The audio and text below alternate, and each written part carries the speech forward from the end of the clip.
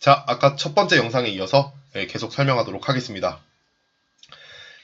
이동평균선의 방향이 어디를 향하고 있는가, 이 부분을 좀 살필 필요도 있습니다. 주가가 이동평균선을 견인해 나가는 것이다. 분명히 후행성 지표라고 말씀을 드렸어요. 이평선이 만들어지는 데는 종가가 계속 완성이 돼야 됩니다. 먼저 완성이 되고 난 이후에 주가 이동평균선이 따라오게 되는 거죠. 자, 그렇기 때문에 이동평균선 자체가 주가 자체에 영향을 주는 분석은 틀렸다.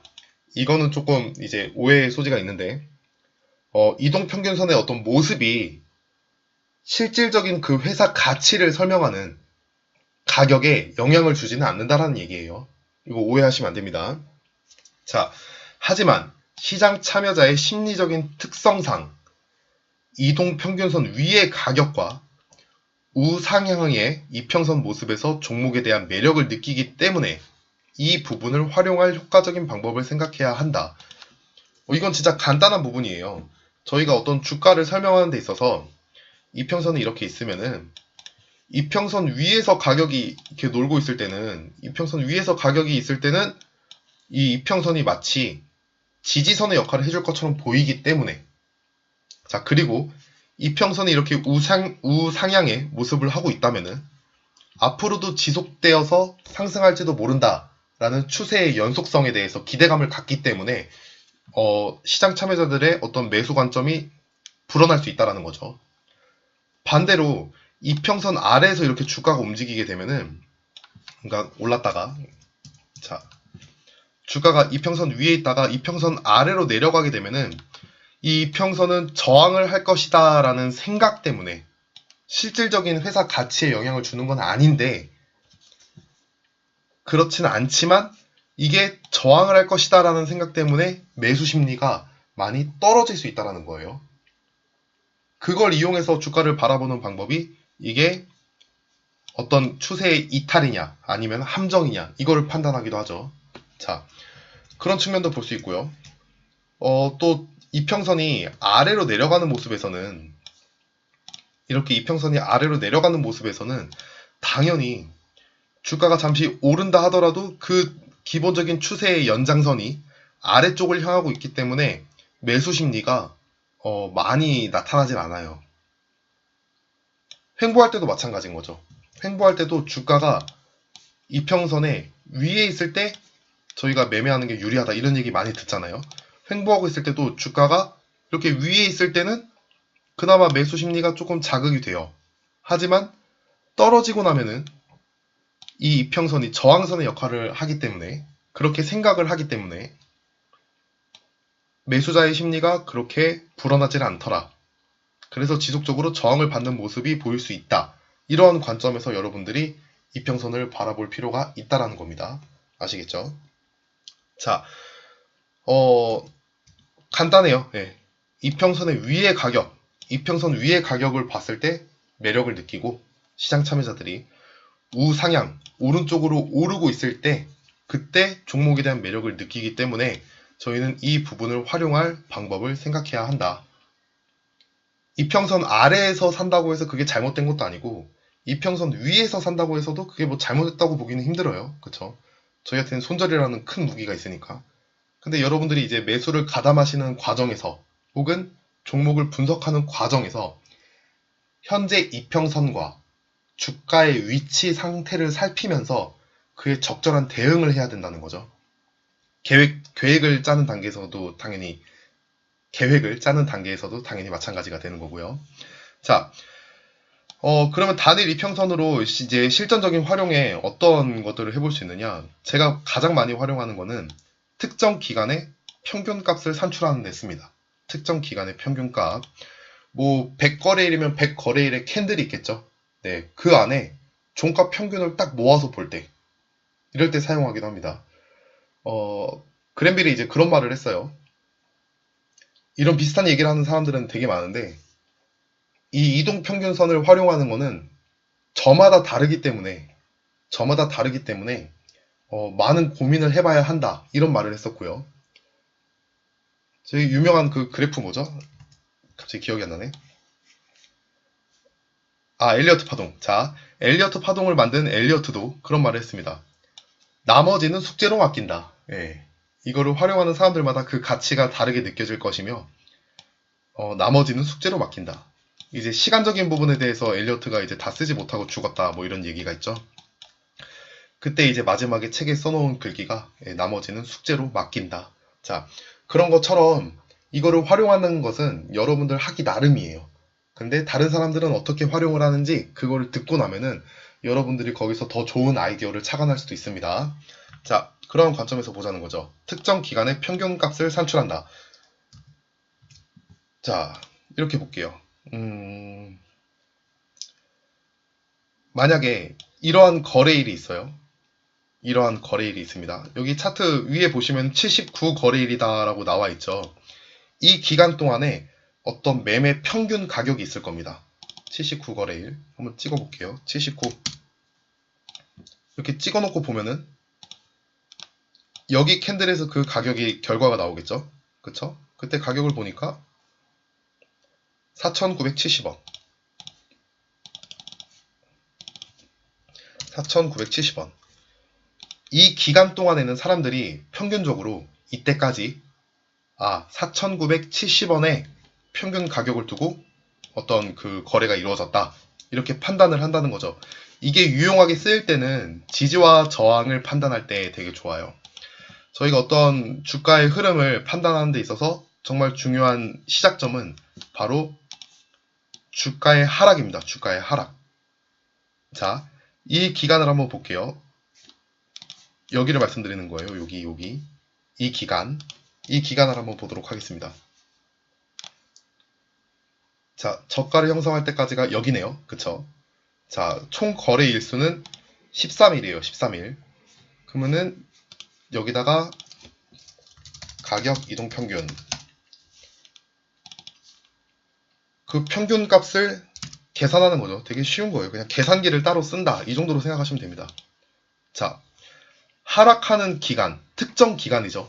하락하는 기간 동안에 종가 평균을 여기다가 나타낼 수 있는 거예요. 그 가격이 얼마다? 자, 4,751. 자, 그러면은 이거를 호가 단위에 맞추면은요. 4,751이니까 4,755 뭐 이렇게 볼 수 있겠네요. 아니면 4,750. 자, 이렇게 놓고 보았을 때 하락하는 기간이라는 특정 기간을 설정을 했잖아요. 그 기간 동안에 종가 평균이 바로 여기라는 겁니다. 자, 그러면은 앞으로 이 주가가 오른다라고 가정을 했을 때, 이 4,755원이라는 가격은 이 하락 기간 동안에 만들어진 평균 종가 가격으로 올라가는데 저항선의 역할을 할 가능성이 높겠죠. 평균적으로 이 가격에 많이 몰려 있을 테니까. 평균의 기본적인 위험은 분명히 있습니다. 그것 때문에 이동평균선으로 무언가 판단한다는 것이 조금 리스크가 있는 건 사실이에요. 근데 그렇다 하더라도 저희가 그거를 대체할 만한 수단이 없다면은 이런 것들을 활용해 볼 수 있다는 겁니다. 자, 4,755원이라는 평균 가격이 나왔어요. 그러면은 주가가 상승할 거라면은 이 가격대에 있는 어떤 매물은 최소한 소화를 해줘야 된다. 자, 거꾸로 얘기하면은 세력들 입장에서 이 가격을 소화하고자 한다면은 당연히 돈이 많이 들 수밖에 없겠죠. 이게 만약에 진정한 저항선의 역할을 한다면은 이 가격이 저항선의 역할을 한다고 가정을 하면은 주가가 이 가격을 돌파하고자 했을 때 그냥은 돌파를 못한단 말이에요.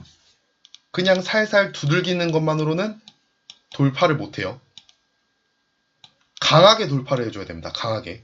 그러려면은 세력 입장에서는 비용을 쓸 수밖에 없는 자리가 되는 거예요. 다시 말씀드리면은 그러한 과정을 거쳐서 돌파가 일어나게 된다면은 그 이후에는 여기가 일시적인 지지선의 역할을 할 수도 있다. 이렇게까지 한번 저희가 추론해 볼 수 있겠죠. 자, 한번 이거 살펴볼까요? 자, 4,755원을 이 하락폭에 대한 어떤 평균 가격이라고 저희가 이평선을 이용해서 한번 재어봤습니다. 그래서 주가가 흐르는데 이 가격 근처에 가면은 다시 주가가 내려오죠. 저항의 역할을 하고 있다라고 보는 겁니다. 이 영역대가. 주가가 그냥 상승하지는 못해요.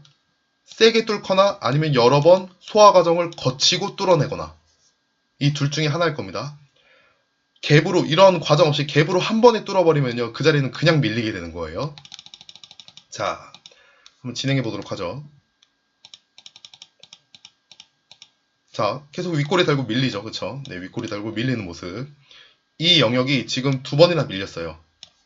그만큼 저항선의 역할을 하고 있다. 그럼 여러분들이 만약에 매매를 한다면은 그런 관점을 둬야겠죠. 아, 이렇게 2번이나 시도하는 거 보니까, 시도하는 거 보고 또 바닥까지 끌어올리는 모습을 보니까 이 종목이 앞으로 이 가격을 뚫기 위한 액션을 취할 수도 있겠구나라는 관점에서 선취매를 해볼 수도 있는 거고요. 아니면 나는 확인을 다 하겠어. 이런 생각이 있다면은 이 가격을 돌파하고 눌릴 때 아니면 돌파하는 그 순간에 손이 빠르시다면 돌파 매매가 가능하시겠죠. 돌파하는 그 순간에 그 돌파하는 순간이든 사실 뭐 돌파 후 눌림이든 그 의미상 큰 차이는 없어요. 어차피 같은 이야기입니다. 자, 진행을 해보죠. 그런 계획을 짤 수 있다는 겁니다. 계획을. 무조건 뭐 성공 여부는 떠나서 또 바닥을 또 끌어올리네요. 그쵸? 바닥을 이렇게 지속적으로 끌어올리는 것 자체가 의심스러운 겁니다. 그리고 같은 영역에서 계속 저항을 받는다라는 사실. 자, 이번에는 양봉으로 마감했어요. 근처까지 갔는데. 네. 자, 그리고 강하게 돌파를 했습니다. 그냥은 돌파를 못해요. 그러니까 돈을 많이 쓸 수밖에 없게 되어 있는 거예요. 이 자리에서는. 자, 그렇다면은 저항받았던 자리에 그 평균 가격을 모두 사주었잖아요. 그쵸? 그럼 앞으로 이 가격은 뭐가 되겠어요? 떨어진다, 빠르게만 떨어져 준다면은, 예, 저항의 역할이 지지의 역할로 바뀌었겠죠. 그래서 그걸 노리고 하는 어떤 매매를 뭐 이런 식으로, 네, 해볼 수도 있겠죠. 이와 같은 영역에서 떨어질 때. 윗꼬리가 길기 때문에 약간 조금 걱정되는 부분이 있었는데, 자, 이러한 자리에서 지지가 나오는 어떤 원리를 설명하는 데 있어서 이 이동 평균 값으로 하락 구간의 평균 값을 두고 이야기하는 것도 설명이 가능하다. 뭐 다른 부분도 한번 볼까요? 여기를 한번 볼까요? 네, 이러한 큰 하락이 이루어졌어요. 이렇게 되면은 이제 이런 분들도 계세요. 여기 꼭지부터 저가까지의 이 평균 가격, 여기를 보시는 분들도 있어요. 근데 이거는 또 이거 나름대로의 리스크가 있죠. 변수가 이거밖에 없다는 거예요. 여기 꼭지 가격, 저가 가격, 고가와 저가 가격밖에 없어요. 여기 포함되어 있는 변수가. 이 횡보를 설명하지는 못한다는 거죠. 이 중심 가격이. 그런 리스크가 있습니다. 이게 뭐 나쁘다라는 뜻이 아니라 그러한 단점이 있다. 그럼 그걸 이제 보완하기 위해서라도 이 고가부터 저가까지의 총 거래일이 78거래일. 그러면은 그 평균 가격은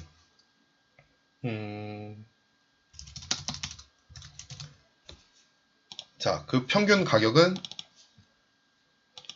78거래일을 이렇게 적어주시고요.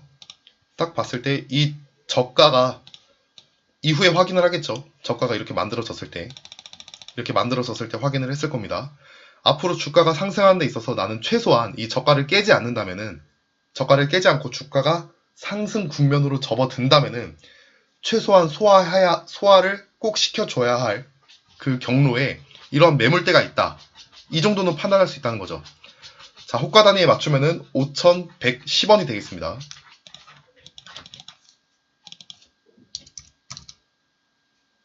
저희 집 강아지가 갑자기 바닥을 막 긁기 시작했는데. 그만해. 왜 그래? 무섭게 왜 그래? 그만해. 자고 있어. 알았지? 자, 어디까지 얘기했죠? 아, 5,110원. 이 시점에 보니까 이 특정 하락 기간 동안 거래해왔던, 물론 여기에는 이제 이평선으로 이렇게 측정하는 거에는 단점이 거래량을 포함하지 않는다라는 거죠. 네, 그런 단점은 분명히 있습니다. 자, 이 시점에 보니까 그 평균이, 하락 기간 동안에 거래되어 온 평균이 5,110원. 네, 이렇게 한번 설정해 볼 수 있다라는 거죠. 자, 그래서 이평선을 이렇게 지우고 또 봅니다. 앞으로 이 주가가 상승하는 데 있어서 커다란 매물대 역할을 할 수도 있는 평균 가격이 되는 거예요. 그럼 이게 지금은 저항선의 역할을 하겠지만 돌파되고 나면은 지지선의 역할을 할 수도 있다. 자, 그러한 관점에서 보는 거죠. 자, 주가가 흐르기 시작을 합니다. 그리고 밑에서 좀 물량이 들어왔네요. 그럼 이 자리를 한번 지킬 가능성이 있겠죠. 그래서 바닥이 상승이 되었구나 이렇게 판단을 합니다. 자, 이런 현상이 좀 더 많이 발견되면 선취해 볼 수도 있겠죠. 자, 그리고 자, 윗꼬리를 달고 부딪혔어요. 그쵸? 자, 거래량도 생각보다 많이 터뜨렸는데 부딪히고 끝났습니다. 그럼 이러한 것들이 여러 번 반복이 된다든가 아니면은 뭐 한 번에 강하게 뚫어준다든가 이러한 현상을 기대해 봐야겠죠. 자, 그쵸? 윗꼬리를 달고 계속 떨어지고 있어요. 자, 이번에는 그 위에 가격까지 크게 한번 돌파를 시도했는데 결국에는 종가를 밑에서 마감을 했습니다. 자, 이거는 계속 주가를 매물벽을 녹이는 과정인 거죠. 여기에 본전 가격을 계속 심어주면서 녹이는 과정인 겁니다. 자, 이때는 돌파를 해줬네요. 그쵸? 돌파를 해줬어요. 이 자리를 분명하게 물었습니다. 자, 그리고 나면은 이후에는 크게 빠지지 않는 한 이 자리를 지지선 삼아서 한번 사볼 수 있겠죠. 아니면은 뭐 손절하면 되죠. 손절하고 다시 이제 돌파했을 때 그때를 노리는 것도 방법이겠죠. 자,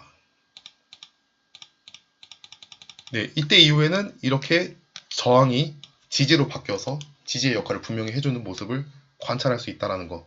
그러면은 이 저항의 모습과 이 지지의 모습을 저희가 관찰하는 데 있어서 그 기준 가격을 어디서 갖고 오느냐. 그거를 어떤 특정 하락 기간, 이 기간 동안 하락을 해왔잖아요. 그 기간 동안의 종가 평균, 그걸 가지고 한번 이야기해 볼 수 있다라는 거죠. 자, 뭐 크게 한번 볼까요? 크게. 자, 여기를 보도록 하죠. 이 커다란 하락. 자, 여기를 보도록 하겠습니다. 여기서부터 여기까지 저가를 계속 갱신했던 이 기간까지 한번 볼게요. 자, 여기가 되겠네요. 127 거래일이다. 아니네요. 자, 126 거래일이다. 이렇게 차트가 말을 해주고 있어요. 그러면은 지표를 추가해서 또 봅니다. 가격, 이동 평균. 보신 다음에 126 이렇게 체크를 하고 보는 거죠. 자, 이 하락 기간 동안에 만들어진 큰 매물 벽이 있을 겁니다. 그 벽에 어떤 평균 값을 재는데 사용하는 거다. 이렇게 말씀드렸어요. 자, 그 가격이 6,511. 그럼 가까이 맞추면은 6,510원이 되겠네요. 6,510원. 자, 그러면 앞으로 이 주가가 흐르는 데 있어서 이 가격대는, 그쵸? 이 가격대는 이렇게 매물벽의 역할을 할 것이다. 자, 이러한 부분에서 활용을 해본다는 겁니다. 다른 종목을 한번 볼까요? 자연과 환경. 자, 이것도 보도록 하죠. 자, 여기서부터 여기까지 저가를 계속 갱신해 가면서 하락이 이루어졌어요. 그쵸? 여기가 횡보 추세인 걸로 보이지만 결국에는 이 시점에 보니까 하락 추세의 과정이었다. 그렇게 보고 여기서부터 여기까지 한번 보도록 하죠. 자, 총 거래일은 35 거래일이네요. 그러면 지표 추가. 가격 이동 평균.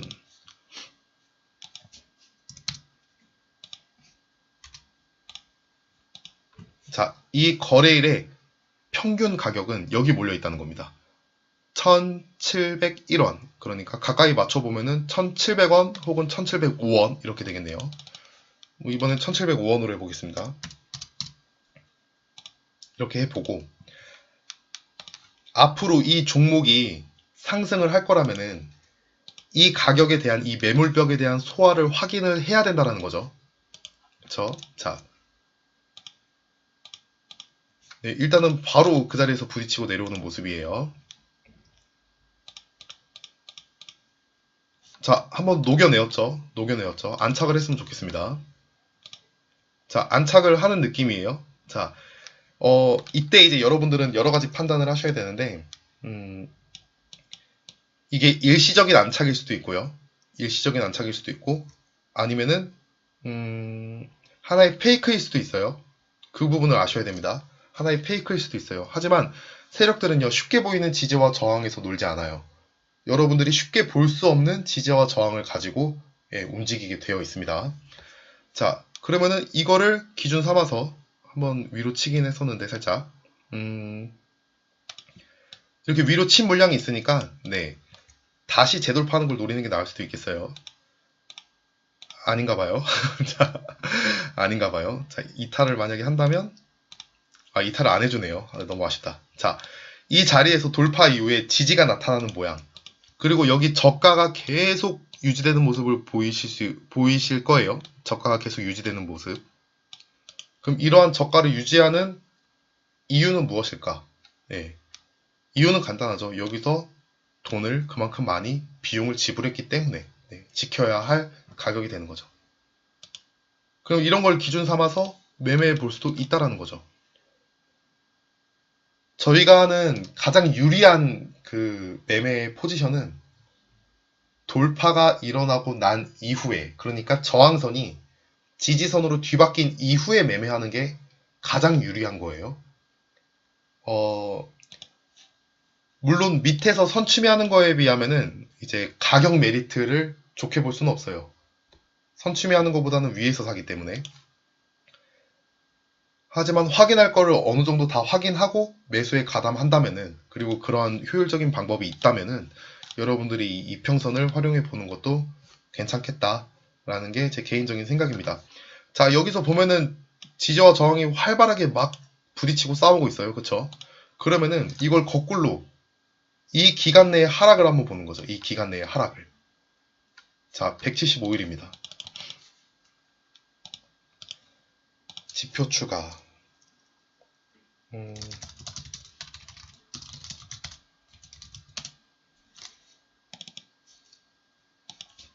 자, 175 그어볼게요.